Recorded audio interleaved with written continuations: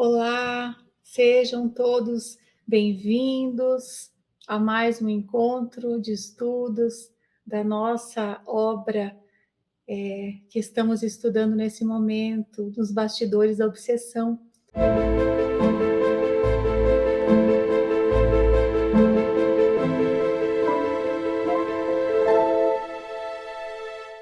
É uma alegria receber a todos aqueles que vemos aqui, que nos acompanham semanalmente. E hoje estaremos aqui com as nossas queridas amigas, a Vânia, a Tânia e a Eulália, e que estaremos trazendo o capítulo 11 dessa obra, para que nós possamos nos preparar para o trabalho, para o estudo. Convidamos todos para nos unirmos em prece. Senhor da vida, Pai de amor, de bondade, os nossos corações se unem através dos fios invisíveis da sintonia, dos propósitos que carregamos, de mergulharmos o nosso entendimento nessas obras que têm a grande finalidade de ampliar o nosso discernimento. Por isso, Pai, agradecidos, te pedimos que envolva-nos nas tuas bênçãos, a fim de que o estudo possa ser colhido na intimidade do nosso ser e nos auxiliar nesta tarefa de mergulharmos e ampliarmos o entendimento acerca das leis soberanas que regem a vida. Envolve a todas as coordenadoras, a todos que se conectam conosco nesse momento e que possamos ter um estudo abençoado. Que assim seja. Então, amigos, nós hoje mergulharemos, aí estamos todos ávidos por saber essa obra que a cada semana nos envolve tanto. Nós mergulharemos no capítulo 11, que o benfeitor intitula As Agressões. E quem nos trará o resumo será a nossa querida Vânia. Então, vamos passar a palavra a ela. Seja bem-vinda, Vânia. Obrigada, Ângela. Obrigada, queridas amigas que nos acompanham aqui, queridos amigos que estão também nos assistindo. É uma grande alegria estar com todos e nós vamos hoje fazer um resumo pequeno desse tema que Manuel Filomeno de Miranda coloca como sendo as agressões. Então, Miranda começa o capítulo 11 dizendo que para o espírita decidido, a tranquilidade de consciência ante o dever retamente cumprido é o melhor prêmio que ele pode oferecer a si mesmo. E era assim, então, que os amigos Filomeno de Miranda, Petitinga e a equipe sentiam-se enquanto cuidavam da família Soares. Mesmo nas situações mais difíceis, eles se lembravam do Mestre Jesus, do que lhe custou descer aos homens e experimentar sem queixa a convivência com as paixões humanas. Jesus é que dava a eles forças e coragem para prosseguir. Miranda nos fala que as altas responsabilidades consequentes do conhecimento do Espiritismo, que é uma bênção, forjam homens verdadeiros, cristãos legítimos. Sem dúvida, dizia ele, nós sentimos a fragilidade das nossas fracas forças e buscávamos na prece o refúgio e na meditação o refazimento. Então, com tais pensamentos irrigando a mente de todos, logo depois daquele encontro que tiveram no anfiteatro, quando ocorreu a entrevista com o irmão Teofrastos, o benfeitor saturnino esclareceu-os de que as operações espirituais em andamento, com o consequente deslocamento de Teofrastos, lembramos que ele foi acolhido, vai se preparar para reencarnar, né?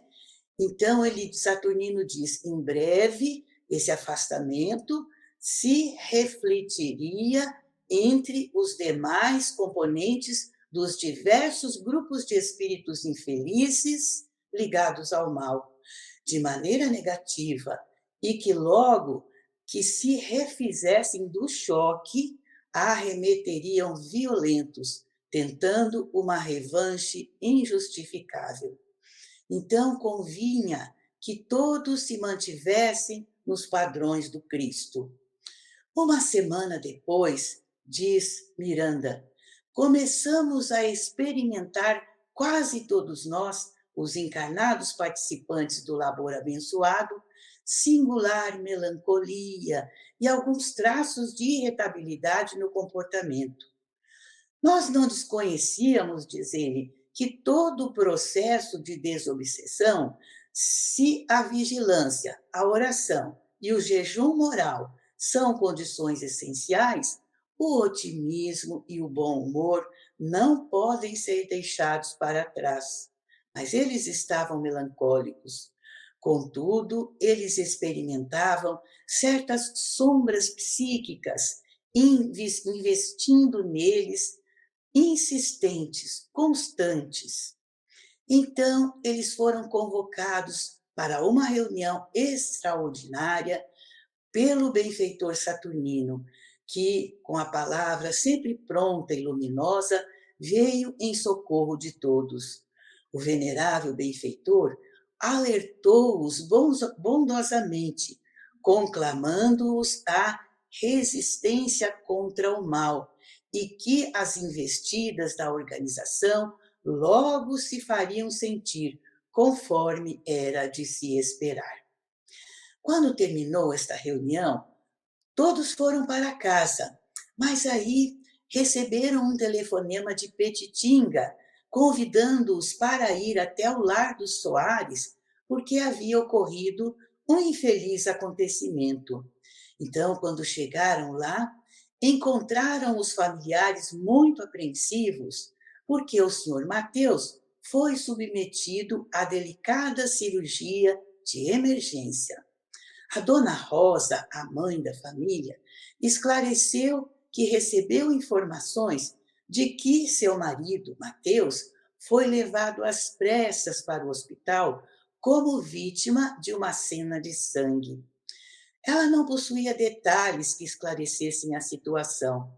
O agressor fazia parte do grupo de amigos de Mateus, que também era frequentador habitual do local em que Mateus também frequentava, na mesa de jogatina. Dona Rosa recorre a Petitinga porque, com a notícia que chegou ao lar, a filha Mariana foi acometida de um choque nervoso, cruel, e desde então ela estava inquieta e com o olhar desvaiado. Eles foram até o cômodo em que se encontrava Mariana e não tiveram dúvidas da presença de agressores espirituais interessados em criar pânico e perturbação na família. Muito sereno, então, Petitinga aproximou-se do leito em que a jovem se encontrava, semi-desfalecida, e tocou-lhe nas têmporas, chamando-a de forma paternal. Mariana, filha, desperte, procure reagir a esse estado.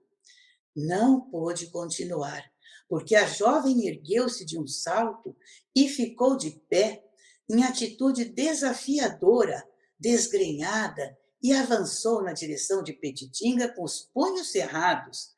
Quando ela chegou perto de Petitinga, ela estacou e, atirando a cabeça para trás, deu gargalhadas. Petitinga, tranquilo, sem arredar-se do lugar, falou bondoso com a entidade. procurando fazê-la desistir de desorientar a jovem Mariana, que era médium e nem sabia. Então a entidade fala através de Mariana incorporada. Aqui estamos obedecendo às ordens. Trata-se de um desforço justo e esperado, não? Diz ele. Certamente que os senhores deveriam estar aguardando a resposta dos nossos chefes à intromissão nefanda que realizaram em nossos programas. Ou acreditam que tudo continuaria a correr em águas de rios tranquilos? Não é da lei que toda ação produz uma reação equivalente? Petitinga insiste em lhe falar sobre Jesus, em lhe falar da bondade de Jesus, do seu socorro, mas tudo em vão. O espírito estava totalmente refratário. Então, diz-lhe Petitinga a certa altura, neste momento, mesmo em que nos falamos agora, nobre mensageiro do Senhor prontificou-se a assisti-lo e tranquilizá-lo, encaminhando-o a Jesus. E o Espírito então diz: que petulância! Assistir-me e tranquilizar-me, melhor do que me encontro é impossível. E gargalhando, o infeliz desligou-se da médium, que, inexperiente nos processos da psicofonia atormentada, por pouco ela não caiu. Então ela foi levada ao leito e, quando recobrou a razão, sem compreender exatamente o que havia acontecido e com as ideias turbilhonadas, ela começou a chorar. A dona Rosa envolve a filha num abraço de ternura e acalma com a emoção de que são possuidoras as mulheres cujas vidas as transformam em sacrários através da maternidade enobrecida, escreve Manuel Filomeno de Miranda. A jovem acerenou e dormiu nos braços envolventes da mãe devotada. Então Miranda pergunta a Petitinga se não seria necessária a aplicação de passes na moça. Então Petitinga, olhando para a jovem adormecida no seio materno, bondoso amigo informa a Miranda: Miranda, a maior transfusão de forças que se conhece é aquela que se faz através do amor. E a mais exuberante fonte de amor que vige na terra se encontra no coração fervoroso de uma mãe afetuosa e cumpridora dos seus deveres. E no dia imediato, então, Petitinga e Filomeno de Miranda retornam ao Largo Soares e foram informados de que Mateus estava em recuperação, mas a dona Rosa continuava preocupada com o estado espiritual dele agora, porque ele disse que tão logo se recuperasse, iria vingar-se do agressor. Não havia dúvidas de que os espíritos das trevas, vendo que os seus planos de eliminar a vida física de Mateus foram fracassados, passaram a atormentá-lo com pensamentos de ódio. Bem, passaram-se os dias e logo vem uma outra agressão. Miranda nos conta que no domingo imediato, quando da reunião pública de exposição doutrinária na União Espírita Baiana, verificaram mais uma vez as artimanhas de que se fazem objeto os espíritos trevosos. Petitinga estava na tribuna e o recinto estava saturado de emoções. E no intervalo natural da explicação, um conhecido senhor de respeitável família local, obsesso contumaz, adentrou-se pela sala pública e, com um semblante fortemente congestionado, avançou na direção da tribuna ruidosamente e bradou, referindo-se a Petitinga. Abre aspas, palavras dele. Hipócrita, quem és para pregar Imperfeito como tu, como te atreves a falar da verdade, a ensinar pureza, possuindo largas faixas de desequilíbrio íntimo que oculta dos que te escutam? Petitinga fica pálido, né? E o incorporado, o rapaz obsesso, começa a dizer outros impropérios ao nobre Petitinga, que fita o obsessor que havia incorporado nesse atormentado cavalheiro e vai responder com tanta humildade, começando a dizer que ele tinha razão sobre a sua imperfeição. E o Espírito diz para ele: desafio-te a que abandones a tribuna religiosa ou abandones a vida que levas. Todos ficaram assombrados e perceberam que a entidade desejava criar condições de suspeição quanto à conduta ilibada, transparente e nobre do evangelizador Petitinga. Então, ele, Petitinga, de fé inquebrantável e sereno, começa a dizer, com o tocante sentimento da mais pura humildade. Ele diz um pouco do trecho do que ele vai dizer. Irmãos, o amigo espiritual tem toda a razão, e não me posso furtar do dever necessário, quão inadiável, de esclarecimentos. Ensinou-nos o Mestre Jesus que nos confessássemos uns aos outros, prática vigente entre os primeiros cristãos, mas que o tempo esmaeceu e deturpou dolorosamente.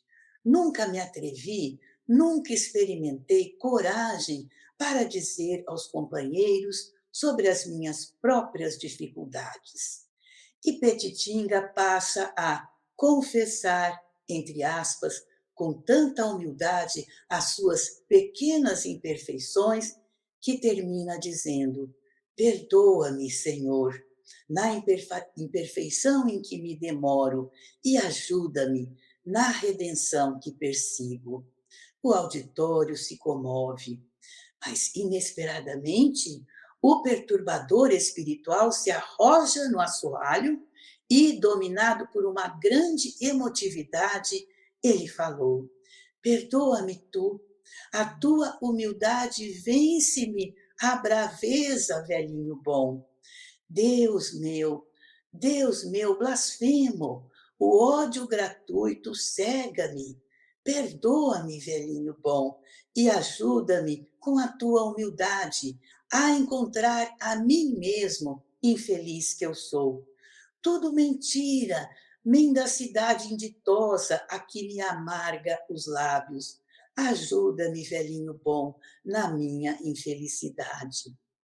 Petitinga desce os degraus da tribuna, aproxima-se do sofredor e, falando-lhe bondosamente, envolveu o médium com um gesto de carinho, convidando-o a sentar-se.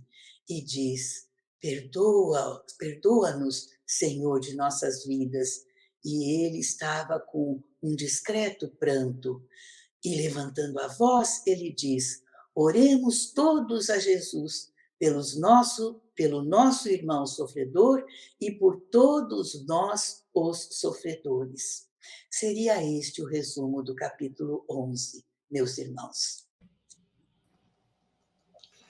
Belíssimo resumo, como sempre, Vânia. Você consegue nos levar para esse capítulo de uma forma muito viva. E o quanto nós temos a refletir sobre esse capítulo, não é? Então, agora nós passaremos para as nossas queridas amigas. E a primeira a nos trazer as reflexões e os aprofundamentos sobre o capítulo será Eulália, queremos ouvi-la. Boa noite, Ângela. Boa noite, queridas irmãs, Vânia, Tânia. Eu estou aqui quase segurando o pranto, embora já estudemos esse livro algumas vezes, mas ouvir a narrativa da Vânia, falávamos aqui nos bastidores, é como visualizar o livro numa peça. Então, toca muito fundo esse já emocionante capítulo. Queria abraçar a todos que comungam conosco neste momento e refletir profundamente pelo alerta que Manuel Filomeno de Miranda se dedica a nos trazer em todas as suas obras.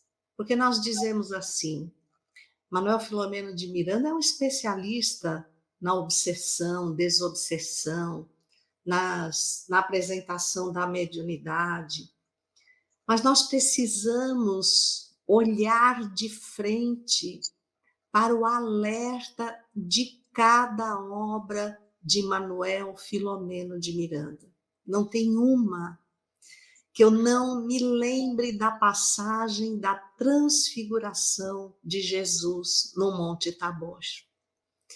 Quando, envolto numa nuvem ectoplásmica, tal a sua grandeza moral, ele entabula uma conversa entre Moisés e Elias. E ao final, depois da ideia que Pedro, João e Tiago, esses apóstolos tão presentes nos momentos mais importantes transcritos no Novo Testamento, sugerem que ficassem lá, imunes ao que se passava aos pés do Monte Tabor. Sugerem que sejam feitas barracas para cada um de Jesus, Moisés e Elias, e eles seriam os instrumentos de levar os recados de Jesus e do mundo espiritual aos que permaneciam lá embaixo. Jesus dá uma grande lição. Nós não aprendemos para a contemplação, mas devemos agora, renovados e fortalecidos, descer à planície das dores para trabalhar em consolá-las e diluí-las. E é exatamente isso que Manuel Filomeno nos convoca a fazer. Não é adentrar uma reunião mediúnica, não é ser membro de uma equipe que trabalhe, ora no mundo material, nas nossas casas espíritas de fato, ora aqueles que têm condições desvinculados do corpo, como ele e Petitinga, servindo numa equipe sob a orientação de Glaucus, de Saturnino, porque nos falta o que faltava aos discípulos do Cristo quando ele chega aos pés do monte e é procurado pelo pai daquele jovem que convulsionava, se debatia, e ele foi em busca de Jesus, não o encontrando, confiou a cada um dos seus discípulos a oportunidade de curá-lo. E eles não conseguiram. Tão logo, no entanto, Jesus se aproxima daquele jovem e adverte a entidade que o subjugava.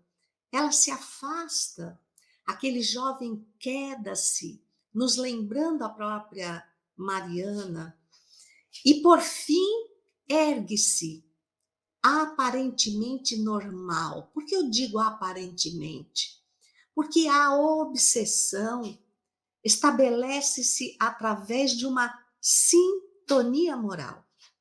E, ao mesmo tempo, as condições de amainar, de advertir o obsessor, de orientar o obsidiado, requer uma qualidade que os discípulos de Jesus ainda não tinham.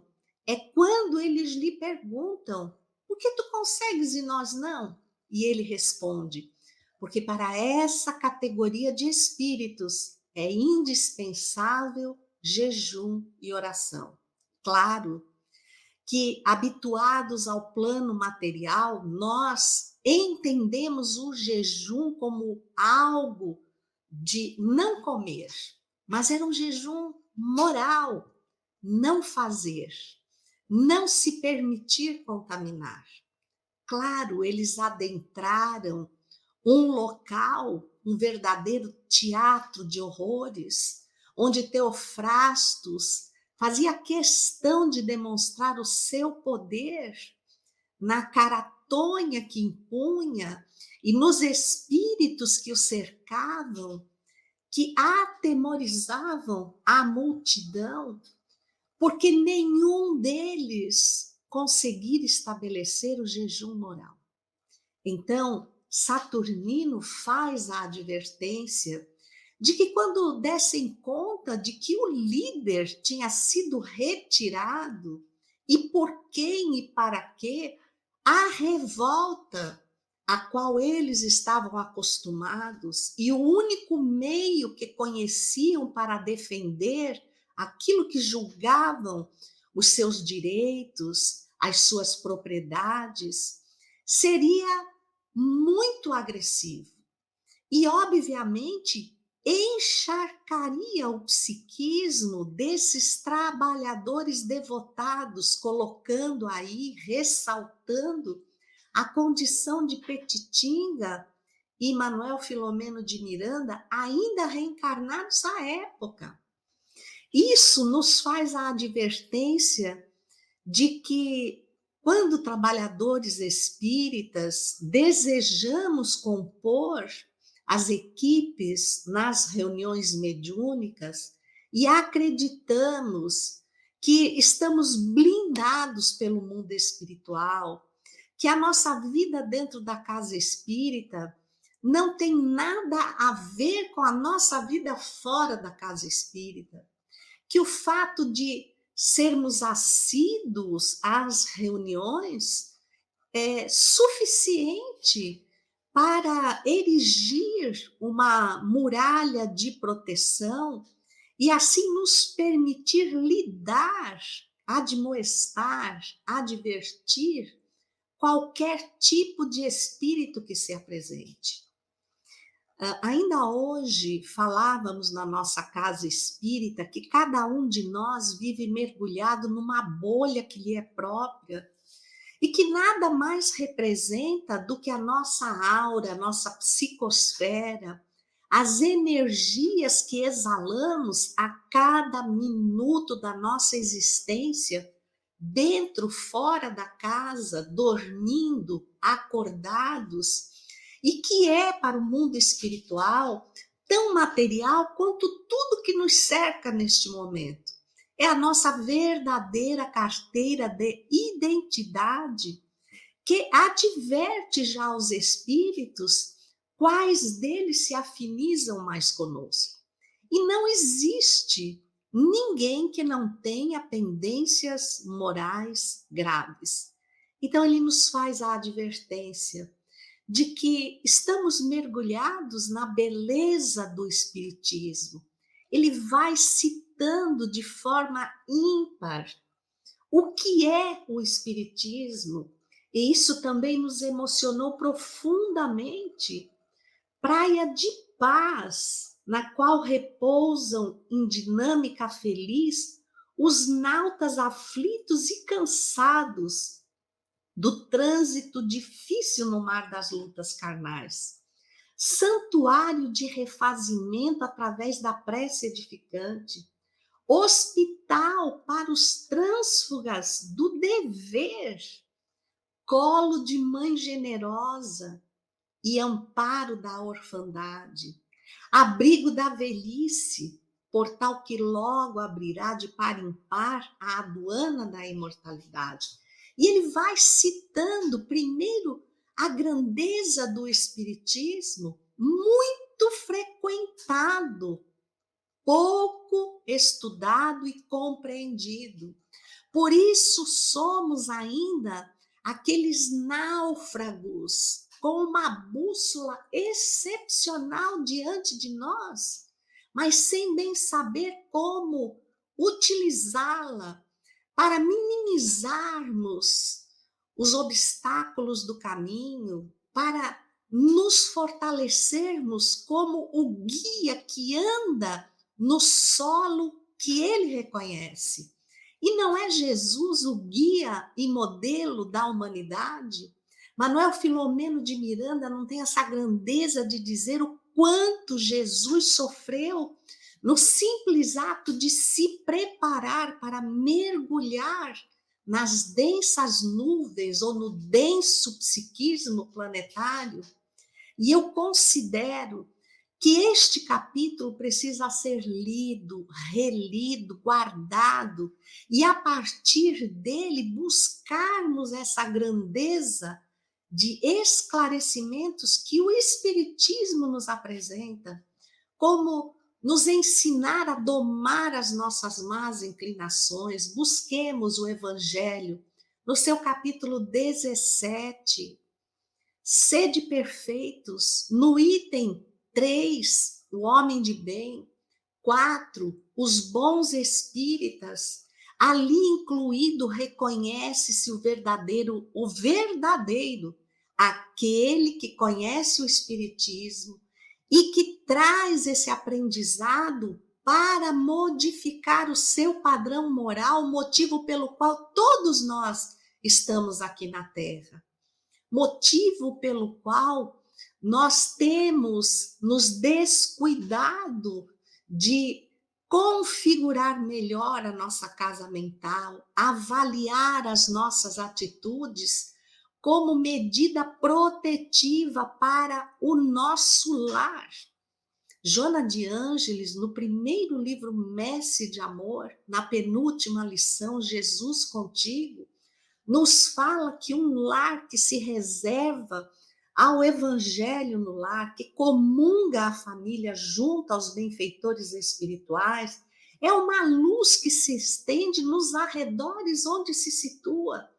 Em inúmeras passagens nós vemos um único espírito e temos agora na figura de Dona Rosa aquela mulher ímpar de conduta moral ilibada, que é o esteio para-raio daquela casa.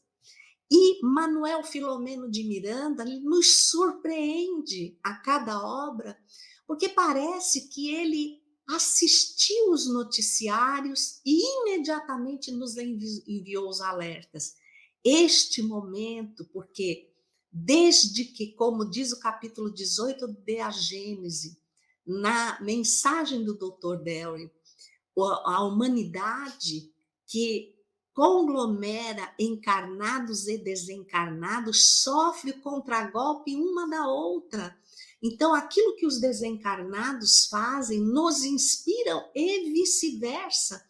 E nós estamos diante da maior reunião mediúnica de todos os tempos, em que seremos moralmente constrangidos a provar que esses valores adquiridos nos fazem merecer permanecer com Jesus. Então, nós seremos testados em dimensões tão graves ou mais do que nos adverte Saturnino, e que Manuel Filomeno de Miranda toma uma boa parte do capítulo, encerrando exatamente com o caso de Petitinga no púlpito da casa espírita, sendo admoestado por um espírito que tentava convencer a multidão de que ele não tinha moral para estar ali abordando aquele assunto. E ao invés de discutir, de querer provar qualquer coisa, ele assume a sua fragilidade, porque a não ser aqueles que já alcançaram os altos páramos da espiritualidade, os espíritos puros, todos nós temos graves pendências a serem superadas. Por isso, a luta para domarmos as nossas más inclinações é feita diariamente. E esse caso particular de obsessão não é único. estampa o sofrimento em que muitos, milhões de lares estão mergulhados na terra. Então, essa suave advertência, esse modo de nos dizer o que tens feito de ti, o que tens extraído verdadeiramente do Espiritismo, e falar aos trabalhadores espíritas que se eu não estou fazendo o esforço no limite das minhas condições para domar os meus maus pendores, eu me torno, sim, uma vítima muito atrativa para os espíritos que querem se vingar do trabalho mediúnico que a casa espírita apresenta na sua superfície visível e que poucos trabalhadores conhecem na profundidade. Tanto que muitos de nós saímos de lá e dizemos: hoje a nossa vibração foi tão maravilhosa que os espíritos ficaram sem palavras, quando eles às vezes se calaram diante da nossa pobreza espiritual, que lhes apontamos caminhos, lhes exigimos sacrifícios que somos incapazes de realizar em nós. Como aqueles discípulos de Jesus, somos os que, se cruzássemos com ele, diríamos: por que tu consegues e nós não? Porque para essa classe de espíritos é indispensável jejum e oração. E uma caravana no mundo espiritual, nós, costumeiramente, os espíritas dizem: hoje quando eu chegar em casa eu vou orar muito, porque eu já venho da casa espírita, então, para que os benfeitores me levem numa caravana espiritual. Isso mostra que nós conhecemos muito pouco, porque sem essa resistência moral, nós precisamos realmente ser blindados pelos benfeitores. Então, muitas vezes despertamos num estado de profunda melancolia, sem uma causa que a justifique, e nada mais é, dizemos nós, do que a prova de que eu estive numa caravana espiritual e que fui um instrumento eficaz, sem nos darmos conta que, infelizmente, ainda na maioria das vezes, ao nos desconectarmos do nosso campo material, não conseguimos sequer perfurar a bolha do nosso próprio psiquismo, onde a estampa é exatamente aquela que nós exalamos a cada momento, fruto da nossa convicção espiritual, do nosso otimismo, do nosso pessimismo, da nossa franqueza, da nossa retidão de caráter. Muitos de nós não precisamos nem do trabalho dos obsessores, porque o fato de não cuidarmos da nossa saúde espiritual já nos coloca sob o jugo da auto-obsessão e esquecemos que a primeira casa que habitaremos, desprendidos do mundo espiritual, será exatamente a nossa casa mental. Então, reflitamos profundamente, com responsabilidade, em tudo que Manuel Filomeno de Miranda nos oferece nesse capítulo e continuemos com a Tânia mostrando exatamente o trabalho desobsessivo e o caráter de dedicação, pagando todo o sofrimento que ainda nós mantemos pelas falhas morais que não conseguimos superar. Muita gratidão. Gratidão é nossa, Eulália. Reflexões importantíssimas que você nos trouxe e você falando sobre a marca que nós trazemos, né? Que nós carregamos aquilo que somos, é a nossa identidade. Lembrei aqui ligeiramente, antes de passar a palavra para a nossa querida Tânia, desses recortes de palestras que fazem, e nós temos aqui na Federação Espírita do Paraná um trabalho sendo feito com falas do nosso querido Raul Teixeira, E eu ouvi há poucos dias uma fala dele dizendo que ele havia passado um dia de muitas lutas e muitos conflitos no ambiente de trabalho, de ver o quanto as pessoas são difíceis, o quanto a convivência com as pessoas é difícil, e que ele chega à noite em casa e entra num profundo pranto, e que num determinado momento uma entidade se aproxima dele e lhe diz: e pensar, meu irmão, que você já poderia estar vivendo muito longe disso, como a lembrá-lo do quanto nós estamos vinculados e enraizados com tudo isso. Então, eu lembrava disso quando você falava, Eulália. Então, agora nós vamos querer ouvir muito a nossa querida Tânia. Olá, queridas amigas Ângela, Vânia, Eulália, aos queridos amigos e irmãos que nos acompanham nesse estudo. Nós vamos falar deste capítulo 11 no aprofundamento relativo às questões da desobsessão. Nós queríamos só lembrar de algo que a Vânia trouxe no resumo, daquela mudança que os encarnados que estavam envolvidos no trabalho da desobsessão, narrado por Filomeno, do que começaram a sentir uma melancolia, irritabilidade, e isso vem nos chamar a atenção de que nós podemos estar envolvidos neste clima, justamente quando nós estamos à disposição para o desenvolvimento desta tarefa desobsessiva, e isso nos afastar do trabalho. Sentimos que vamos nos modificando e atribuímos esta mudança às tarefas.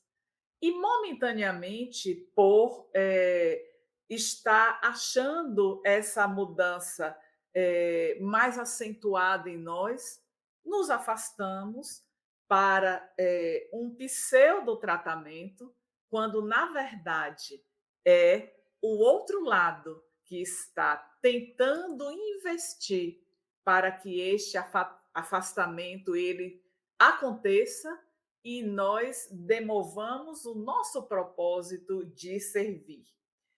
Obsessão e desobsessão nos leva a uma reflexão de escravização, de libertação do sofrimento.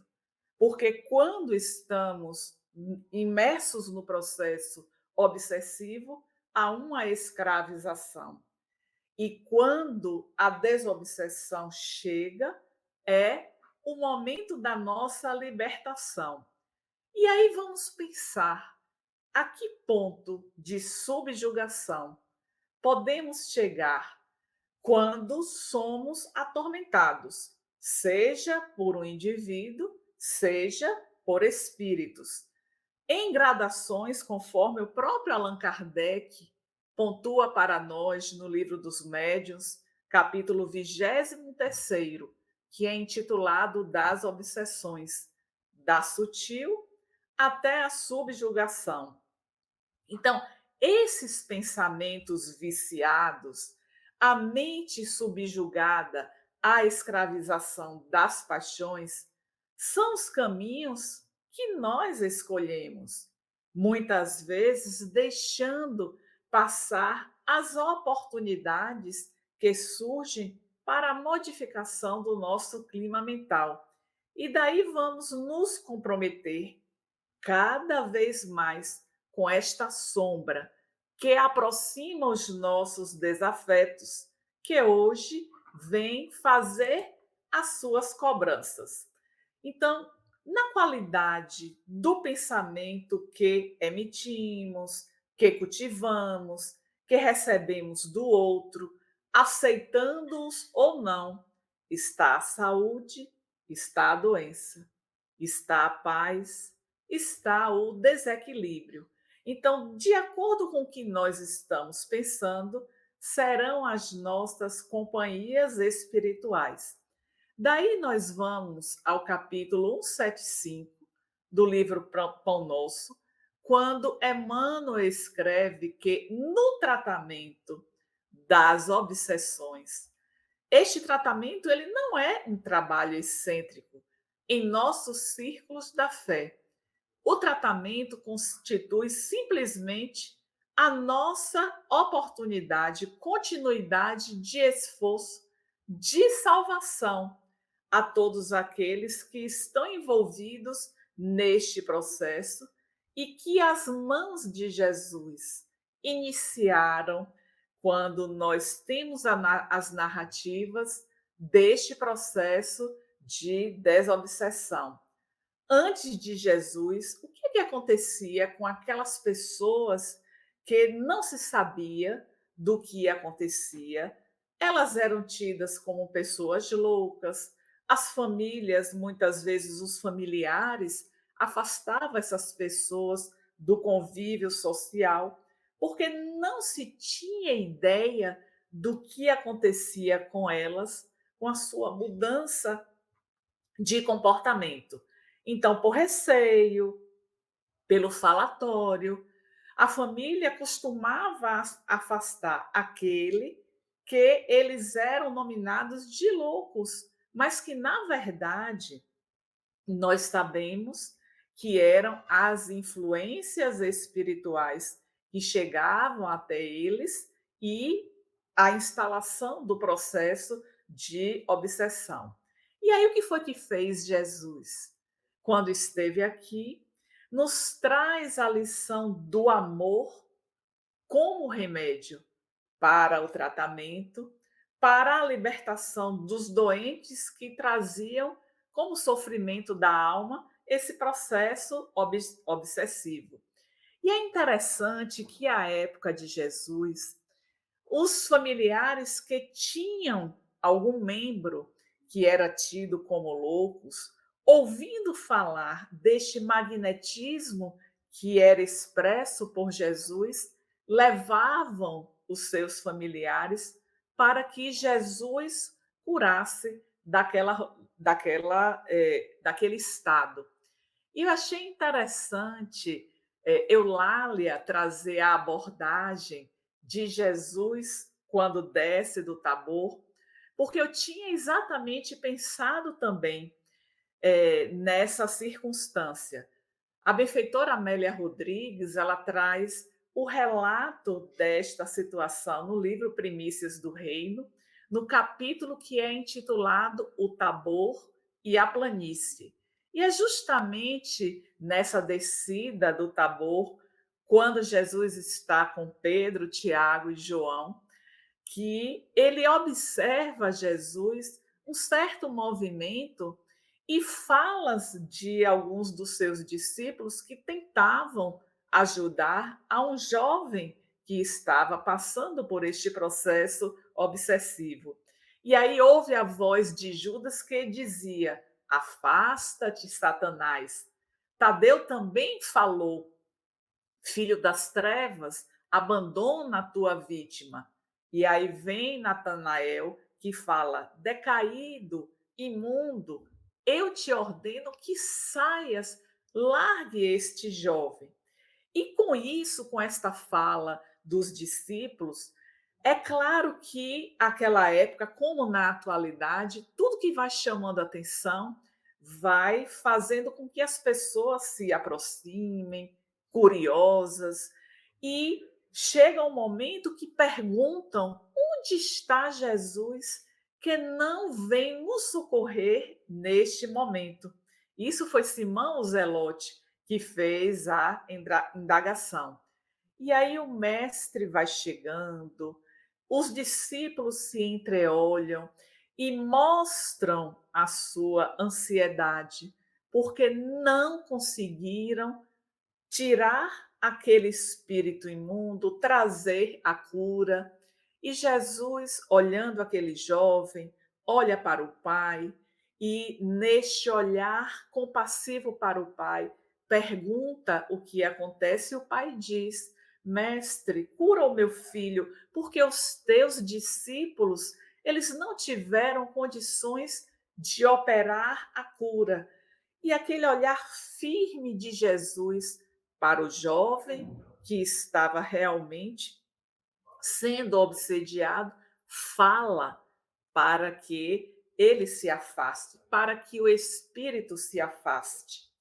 E após este episódio, quando chega a noite, quando estão em confabulações na casa de Simão, Simão pergunta: Mestre, por que eles não conseguiram atender ao pedido do pai e trazer a cura àquele jovem? E é exatamente uma forma que Filomeno apresenta neste capítulo, de maneira sutil, o que Amélia Rodrigues traz em Primícias do Reino. Os discípulos não puderam expulsar o espírito imundo, porque não se pode operar a cura sem o jejum e sem a oração. E Eulália traz muito bem que este jejum nós imediatamente fazemos uma associação com a nossa questão de ordem física, quando de fato nós estamos relacionando a esta renovação moral. Então, diante dos possessos, dos possessores, ou seja, obsessores e obsidiados, só a oração do amor infatigável e o jejum das paixões, daquilo que nós carregamos ao longo das nossas existências e que não conseguimos ainda sanar, e que requer de nós este esforço diário, o investimento constante para que haja esse afastamento. Então, somente essa força do amor, Filomeno vai trazer isto no final da mensagem, é capaz de tirar os nossos irmãos da sombra da ignorância. Então, todo este trabalho de desobsessão, de forma mais clara, se inicia com a chegada do nosso mestre. E aí, quando nós vamos ao Livro dos Espíritos, em resposta à questão 479, os benfeitores dizem que é indispensável que o obsidiado faça a sua parte, o que se torna necessário destruir em si mesmo a causa de atração dos maus espíritos. E aí vemos que na trama da família Soares, não somente o senhor Mateus, como a Mariana, ambos têm, né, este processo de envolvimento com os desafetos, que passam a exercer influência, e por conta desta sintonia, uma sintonia que nós sabemos que reside em um sentimento de culpa, que de fato não está claro, mas que o espírito traz à alma encarnada e que serve de atração para aquele que está envolvido na trama.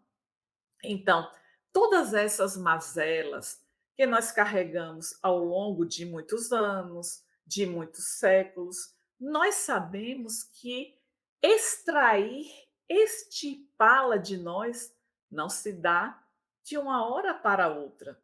Essa dificuldade é comum não somente no obsidiado, mas também no obsessor.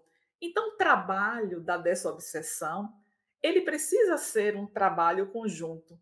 Daí vamos pensar, quando carregamos o sentimento de ódio, de revolta, de mágoa, o desejo de vingança, o egoísmo, quantas vezes no nosso cotidiano nós não somos tomados por estes sentimentos?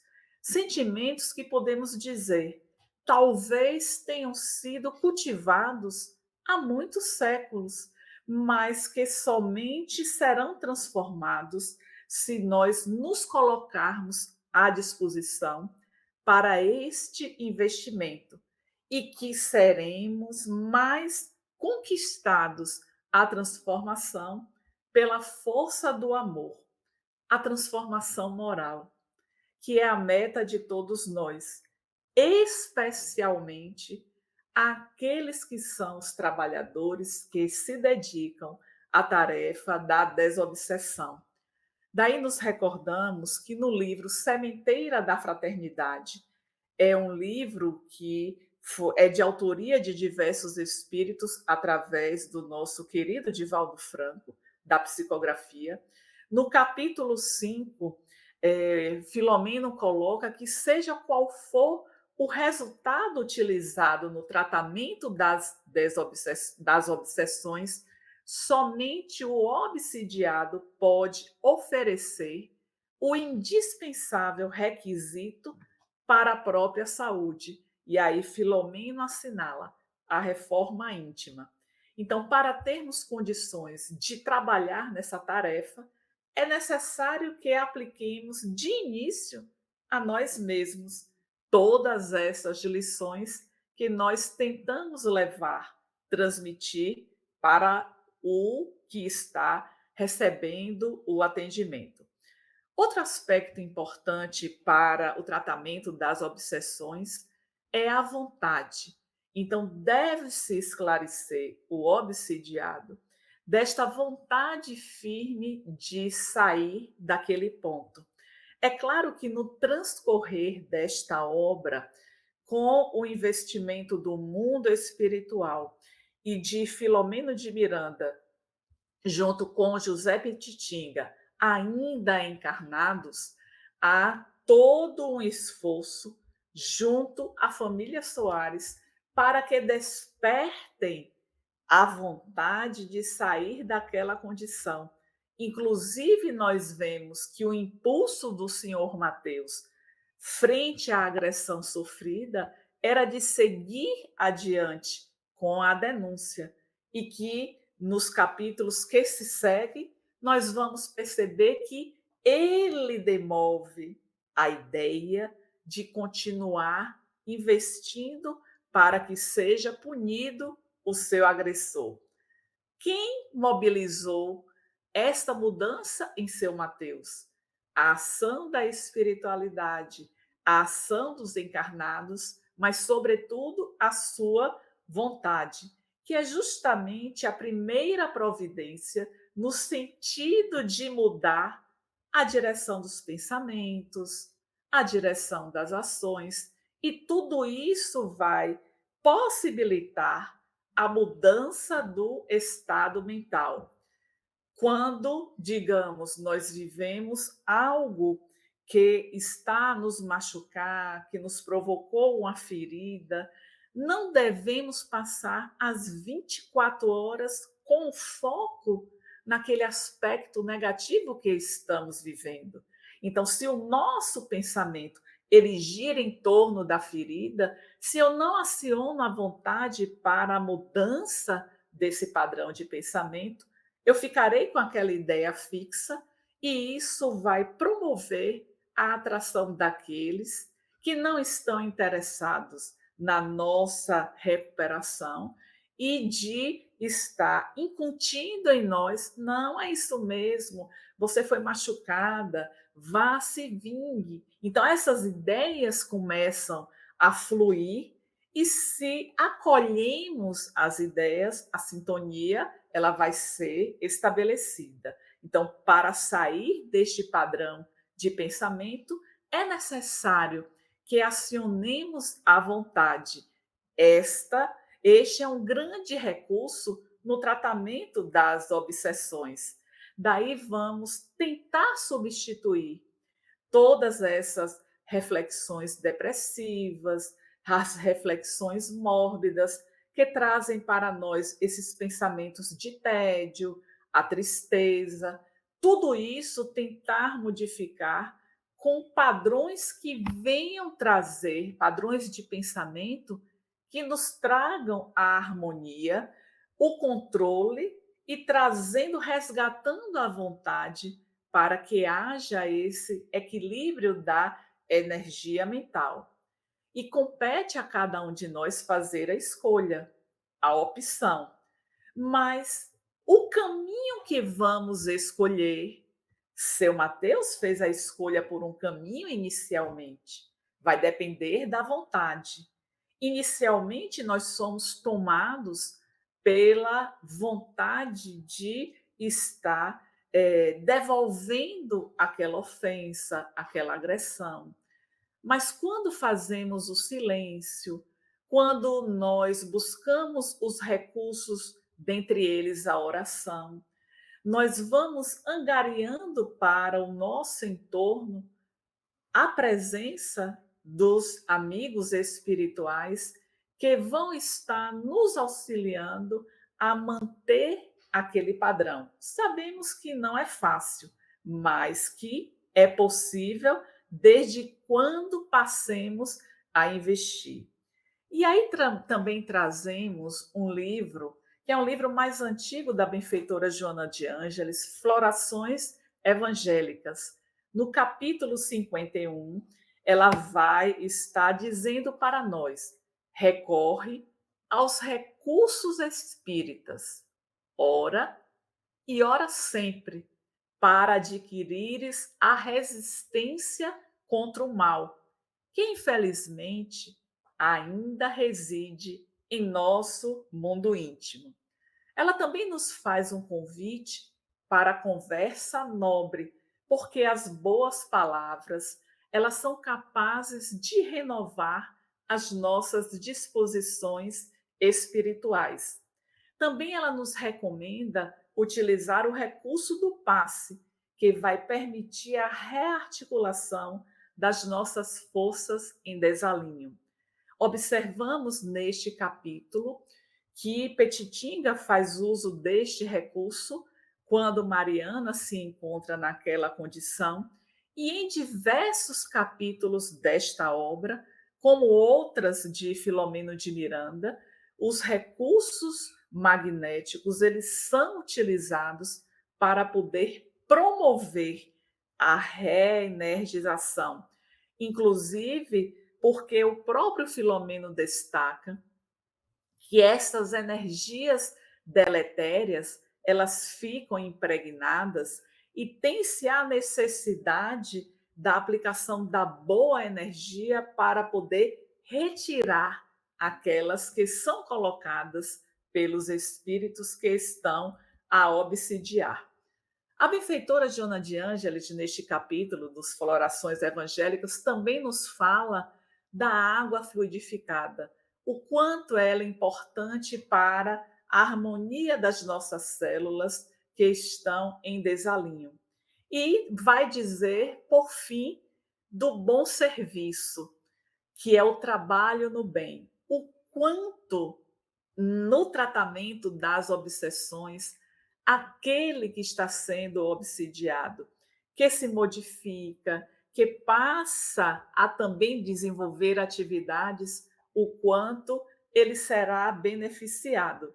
E aí nós podemos acrescentar a tudo isso que a benfeitora Joana de Ângeles coloca neste capítulo, a importância do indivíduo buscar a casa espírita para que esses recursos possam ser aplicados, mas que ele também possa buscar um grupo de estudo para poder conhecer mais a respeito da imortalidade, da lei de causa e efeito, da reencarnação, e assim poder, com este conhecimento, fortalecer a sua vontade em busca da renovação íntima que se faz necessária, colaborando no seu processo de desobsessão.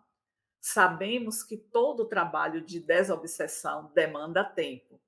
O próprio livro nos fala de uma história que aconteceu um tratamento em torno de 2 anos. Não é nada de imediato que vai estar acontecendo, porque, inclusive, tem uma parte que se diz respeito àquele que é o enfermo, o doente, e o quanto ele precisa passar por um determinado período de tempo para tomar consciência sobre a necessidade da renovação. E está oferecendo a este indivíduo que passa pela obsessão a esperança. a esperança se porventura ele se encontre mais melancólico, mais depressivo. E tudo isso, é claro que o tempo inteiro convocando para que ele busque, através da sua vontade, esta renovação. Aos poucos, levando, como o livro vai nos mostrar, o investimento naqueles que estão sendo envolvidos na trama, mostrando que compete a eles esta mudança, para que possa facilitar o tratamento de cada um. E nunca, jamais, devemos nos esquecer que toda esta tarefa de desobsessão, ela deve ser embasada no amor. Se não tiver este sentimento, se não tiver a verdadeira caridade impulsionando a equipe, não haverá proveito para a tarefa. E aí vamos destacar, já chegando para os nossos comentários finais, que Allan Kardec, no capítulo 14 de A Gênese, no item 46, ele escreve que nos casos de obsessão, a necessidade de que este obsidiado ele tenha com a terapia, com a fluidoterapia, o trabalho importante para que este fluido pernicioso seja neutralizado com os fluidos salutares que serão capazes de repelir esse fluido deletério. Então, o fluido mau, ele não será eliminado por outro fluido que tenha a mesma semelhança. Daí a importância da terapia pelos passes. Lembrando que o passe também é um ato de amor na sua expressão mais sublime. E, por fim, mostrar a cada um de nós que estamos envolvidos nas tramas obsessivas que todo sucesso depende do nosso mérito, depende do nosso investimento. E aí eu finalizo de fato trazendo o primeiro parágrafo deste capítulo. A Eulália diz que é um capítulo que nós precisamos estar lendo e relendo, mas este primeiro parágrafo ele nos chama muito a atenção quando Manuel Filomeno de Miranda nos diz que para o espírita decidido, a tranquilidade de consciência ante o dever retamente cumprido é o melhor prêmio que ele pode estar oferecendo a si mesmo. Então, vamos pensar em tudo que nós abraçamos como propósitos para a nossa existência e se estamos, de fato, cumprindo a nossa tarefa. Porque o trabalho da desobsessão é um trabalho de caridade que vai estar auxiliando a tantos e tantos que poderemos ser nós os auxiliados no futuro. Ou quem sabe nós já fomos beneficiados com este tratamento. Então, Ângela, essas são as nossas reflexões sobre este capítulo. Que maravilha, Tânia, você culminar a sua reflexão aí com esse convite para que todos nós lembremos desses recursos valiosos que estão ao nosso alcance, que a doutrina espírita tão bem explicita porque são recursos valiosos. Por uma noite maravilhosa, agradecemos às coordenadoras, a Vânia, a Eulália, a Tânia, pela dedicação, agradecemos todos que estão aqui conosco, de vários lugares, várias cidades, estados, países que nós observamos aqui, e deixamos o convite para que na próxima semana voltemos a nos encontrar. Um grande abraço a todos e que Jesus nos envolva sempre. Até lá!